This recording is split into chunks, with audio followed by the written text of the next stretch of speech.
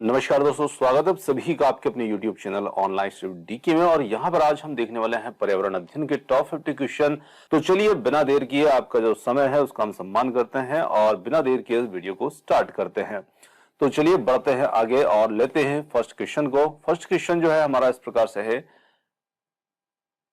कौन सा जीव 100 साल से अधिक जीवित रह सकता है?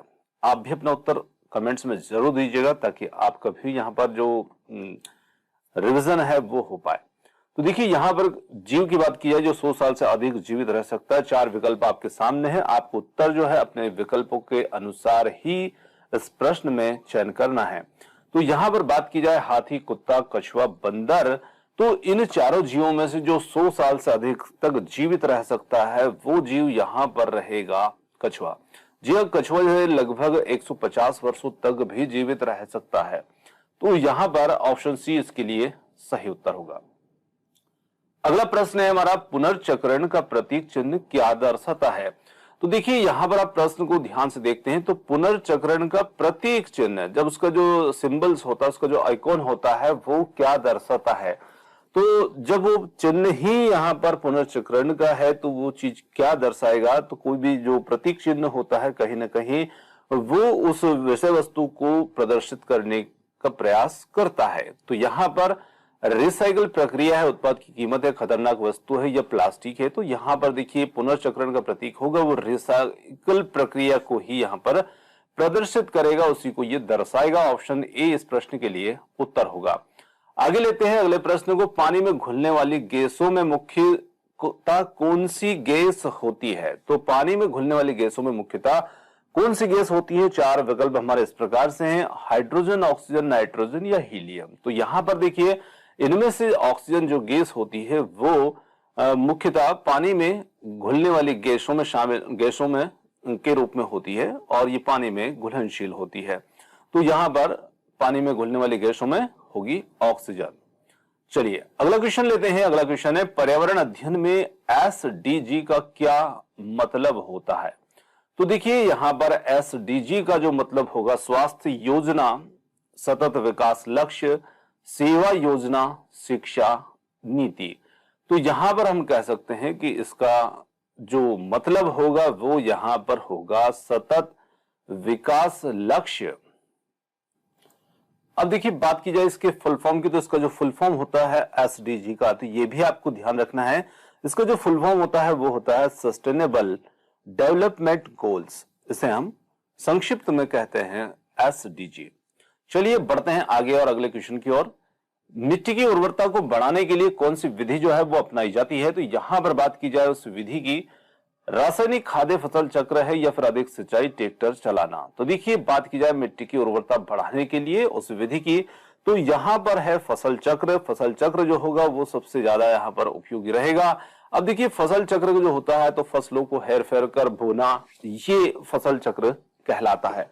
जहां पर आप एक फसल लेते हैं उसके बाद में उस खेत में आप दूसरी फसल को उगाइएगा, उसके बाद आगे फिर अगली फसल को उगा सकते हैं। इस प्रकार से आपको एक फसल चक्र के रूप में फसलों को हेर फेर करके बोना ही हमारा फसल चक्र होगा।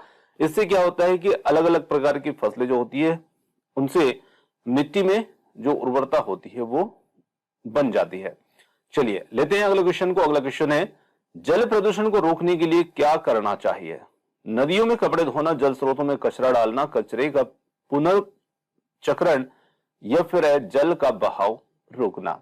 तो देखिए हम बात कर रहे हैं जल प्रदूषण की, और जल प्रदूषण रोकने के लिए जो कचरा है, कचरे का पुनर्चक्रण यहां पर हम इसमें कर सकते हैं।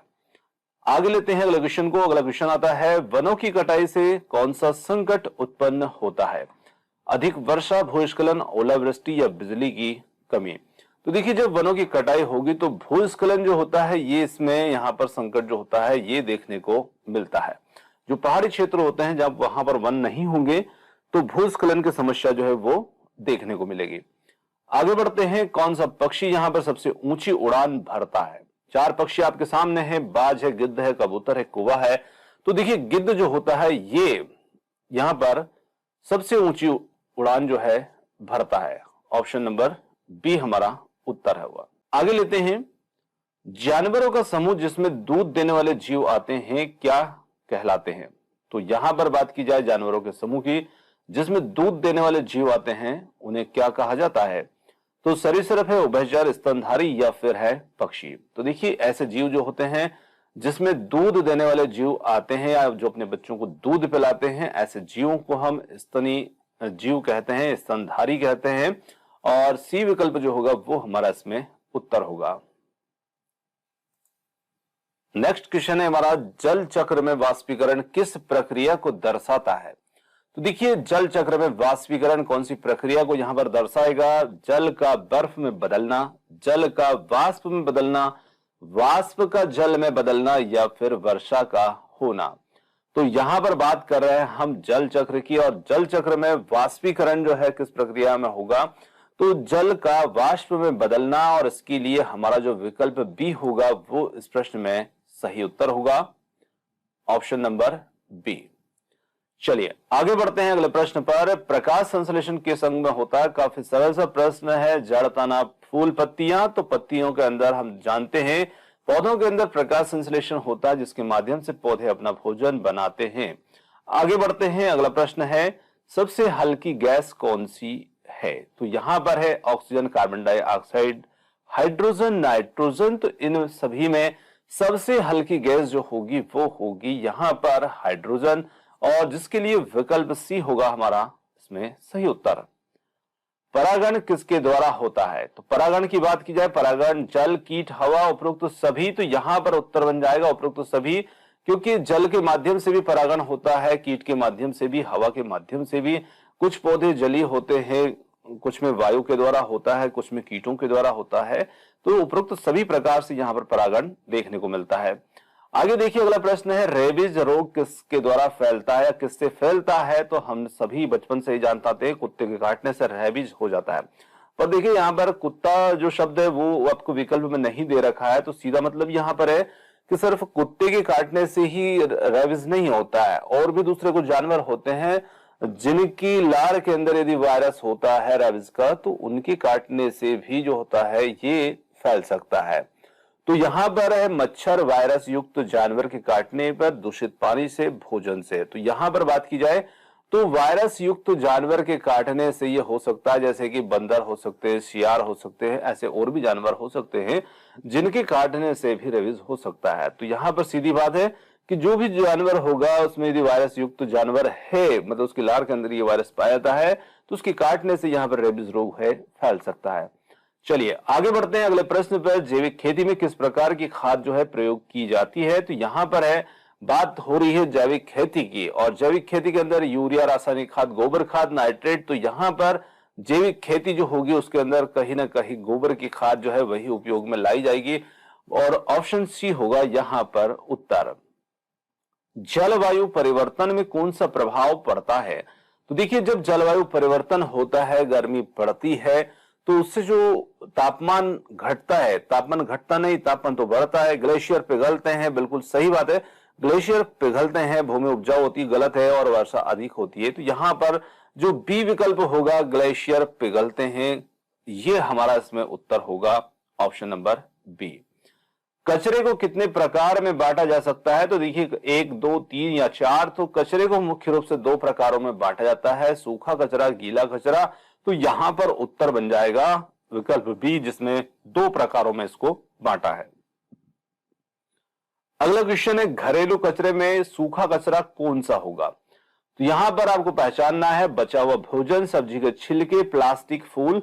तो देखिए ये सभी जो 3 हैं यहां पर, जिसमें ए, बी और डी हैं, ये आते हैं गीले कचरे में, सूखे कचरे में। यहां पर शामिल होगा विकल्प सी, जो कि है प्लास्टिक।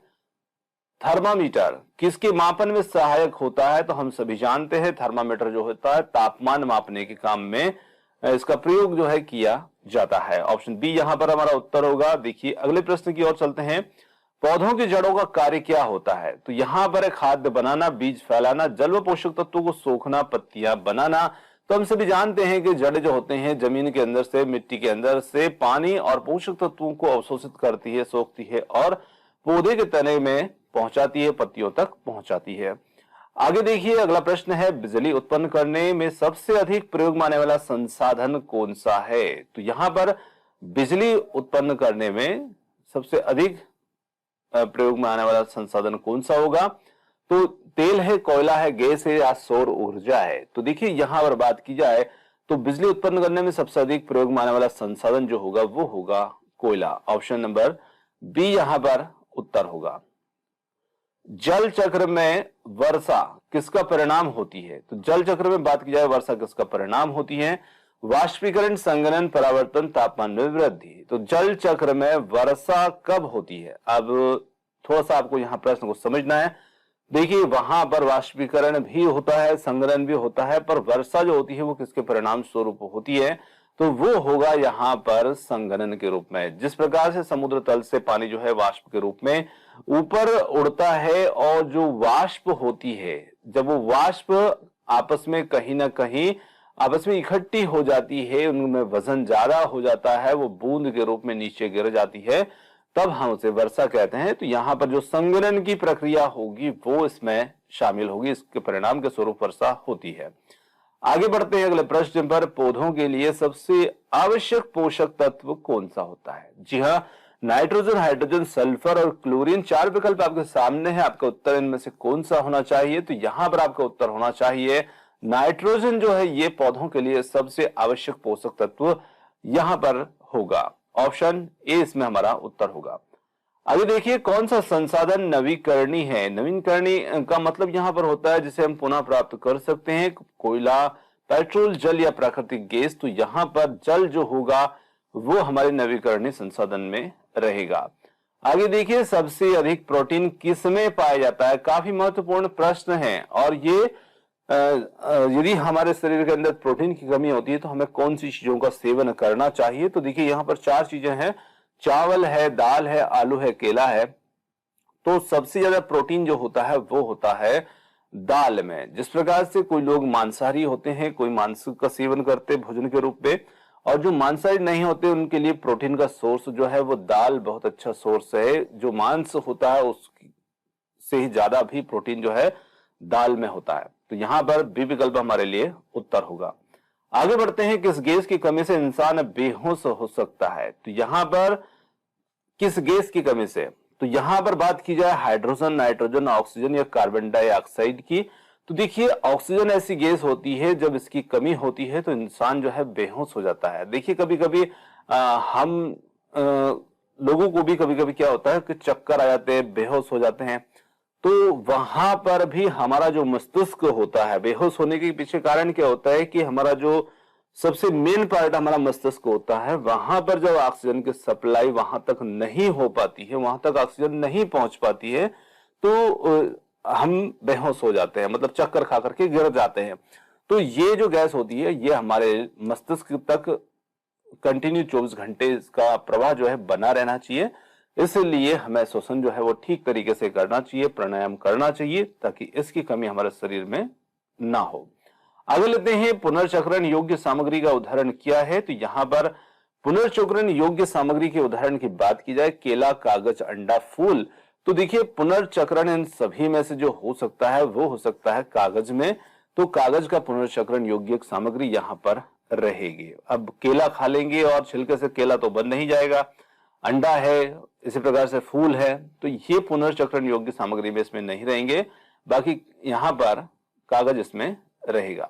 आगे देखिए पानी की बचत करने वाली तकनीक कौन सी होगी? तो यहां पर है बाढ़ सिंचाई, स्प्रिंकलर सिंचाई या फिर ओपन चैनल या हैंडपंप। तो पानी की बचत करने वाली तकनीक की बात की जाए तो वो यहां पर रहेगी ऑप्शन नंबर बी, स्प्रिंकलर सिंचाई। पानी में पैदा होने वाली बीमारी कौन सी है? तो पानी में पैदा होने वाली बीमारी यहां पर डेंगू, टाइफाइड, मलेरिया, हैजा। तो पानी में पैदा होने वाली बीमारी जो होगी वो होगी ऑप्शन नंबर डी, हैजा।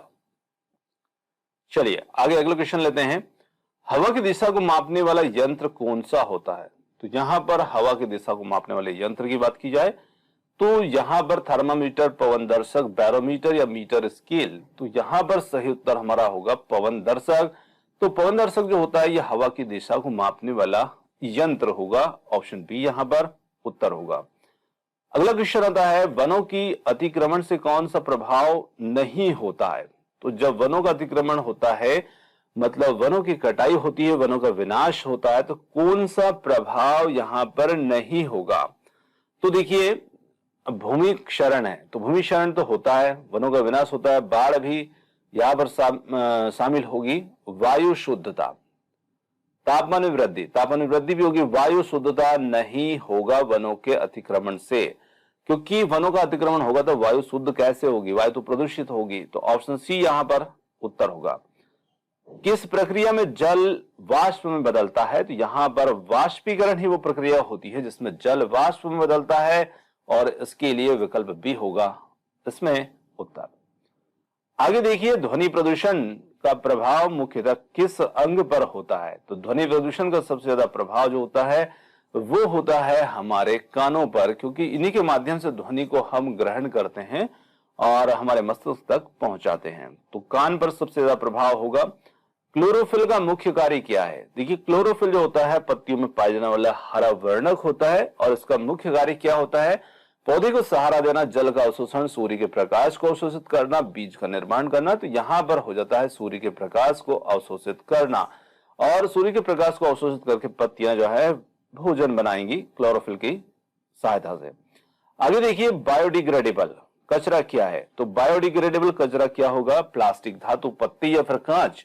तो यहां पर हम कह सकते हैं कि बायोडिग्रेडेबल मतलब जो जीवों, सूक्ष्म जीवों के द्वारा जिस कचरे को नष्ट किया जा सके, ऐसा कचरा हमारा बायोडिग्रेडेबल कचरा कहलाता है।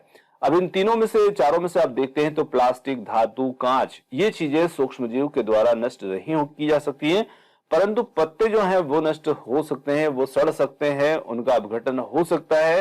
तो यहां पर पत्ते हमारा इसमें उत्तर होगा। अगला प्रश्न आता है, भारत में पर्यावरण संरक्षण अधिनियम जो है ये कब लागू हुआ? तो पर्यावरण संरक्षण अधिनियम जो है ये लागू हुआ वर्ष 1986 के अंतर्गत। चलिए अगला क्वेश्चन लेते हैं। अगला क्वेश्चन है, वर्षा किस प्रक्रिया से होती है? तो वर्षा कौन सी प्रक्रिया से होगी? तो यह क्वेश्चन हम देख चुके हैं, वाष्पीकरण, संघनन, परावर्तन, अपवर्तन। तो संघनन के माध्यम से वर्षा जो होती है वो होती है। आगे बढ़ते हैं, हरित गृह प्रभाव का कारण क्या है? तो यहां पर ओजोन परत की मोटाई, सूर्य की अधिक गर्मी, ग्रीन हाउस गैसें या फिर समुद्र की लहरें। तो हरित गृह प्रभाव का कारण जो है वो ग्रीन हाउस गैसें होंगी, और जिसमें विकल्प सी होगा हमारा उत्तर।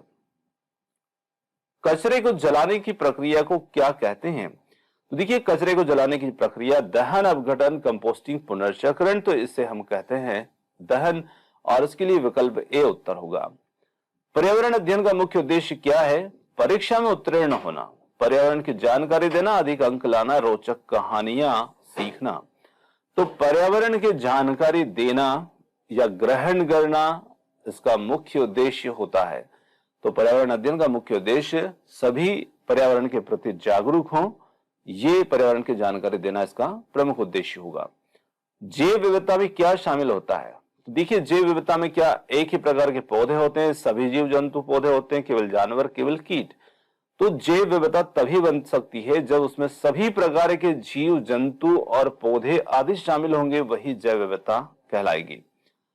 पानी की कमी से कौन सी समस्या उत्पन्न होती है?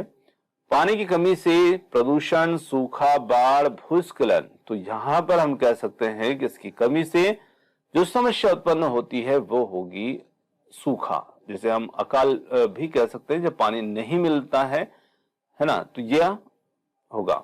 आगे देखिए, वृक्ष हमारे मित्र हैं, इसका क्या अर्थ है? तो वृक्ष हमारे मित्र हैं, इसका क्या अर्थ होगा? पेड़ काटने चाहिए, पेड़ प्रदूषण करते हैं, पेड़ जीवन में सहायक है, या पेड़ जीव नहीं है। तो पेड़ हमारे जीवन में बहुत सहायक हैं, हमारे मित्र है, श्वास लेने के लिए, हमें श्वसन के लिए वही ऑक्सीजन प्रदान करते हैं। आगे देखिए, अगला प्रश्न है, किस परत में जीवन संभव है? यहां पर है समताप मंडल, क्षोभ मंडल, मध्य मंडल और बाह्य मंडल। तो यहां पर बात की जाए किस परत में जीवन संभव होगा, वो होगा यहां पर क्षोभ मंडल। और ये जो मंडल है ये हमारा सबसे पृथ्वी की सतह से पहला जो मंडल आता है, यानी कि ऊपर जाने पर, वही परत हमारी क्षोभ मंडल कहलाती है। प्लास्टिक कचरा किस श्रेणी में आता है? तो प्लास्टिक कचरा यहां पर जैविक, अजैविक, कंपोस्ट, पुनर्जीवित। तो देखिए ये एक अजैविक कचरे की श्रेणी में आएगा, इसका अपघटन जो है वो नहीं किया जा सकता है, इसे अजैविक कचरा भी कहेंगे। आगे अगला क्वेश्चन है, पृथ्वी पर जीवन के लिए आवश्यक तत्व कौन से हैं? तो जल, वायु, भूमि, धातु, प्लास्टिक, कांच, पत्थर, कागज, गैस या रेत, धुआं, तेल। तो यहां पर हमारे पृथ्वी पर जीवन के लिए हमारे लिए जो आवश्यक तत्व होंगे वो होगा हमारा जल, वायु और भूमि। तो ऑप्शन ए यहां पर उत्तर होगा। अगला क्वेश्चन है, रासायनिक उर्वरक का अधिक प्रयोग क्या करता है? जब हम कृषि के अंदर रासायनिक उर्वरक का अधिक प्रयोग करेंगे तो वो क्या करेगा? भूमि को उपजाऊ बनाता है, भूमि को बंजर बनाता है, पानी को शुद्ध करता है या वातावरण को शुद्ध करता है। तो यहां पर हमारा सही उत्तर जो होगा वो हो जाएगा भूमि को बंजर बनाता है। ऑप्शन नंबर बी यहां पर उत्तर होगा। चलिए अगला क्वेश्चन लेते हैं। अगला क्वेश्चन है, पृथ्वी का तापमान किससे बढ़ता है? तो पृथ्वी का तापमान पेड़ लगाने, प्रदूषण, जल स्रोतों से, वर्षा से। तो यहां पर हम कह सकते हैं प्रदूषण के कारण जो है वो पृथ्वी का तापमान बढ़ता है। ऑप्शन बी उत्तर होगा। अगला क्वेश्चन है, पुनर्चक्रण का मुख्य उद्देश्य क्या है? तो पुनर्चक्रण कचरे को जलाना, कचरे को फेंकना, कचरे का पुनः उपयोग, कचरे को ढक देना। तो यहां पर ऑप्शन सी जिसमें शामिल होगा कचरे का पुनः उपयोग। प्लास्टिक के उपयोग को कैसे कम किया जा सकता है? तो अधिक उपयोग करके, पुनः प्रयोग करके, नष्ट करके या फिर जला करके। तो प्लास्टिक के उपयोग को हम कम कर सकते हैं पुनः प्रयोग करके, उसको वापस से प्रयोग में ला करके उसके उपयोग को कम किया जा सकता है। तो दोस्तों यहां पर आज के हमारे पर्यावरण अध्ययन से संबंधित जो टॉप 50 क्वेश्चन थे ये होते हैं समाप्त। अब क्वेश्चन आपको कैसे लगे कमेंट्स करके जरूर बताइएगा। वीडियो यदि पसंद आया हो, आपको हमारी मेहनत पसंद आई हो तो वीडियो को लाइक और चैनल को सब्सक्राइब करना मत भूलिएगा। आपने जो समय दिया उसके लिए बहुत बहुत धन्यवाद। Thanks for watching. मिलते हैं जल्द ही एक और किस नए वीडियो के साथ। धन्यवाद।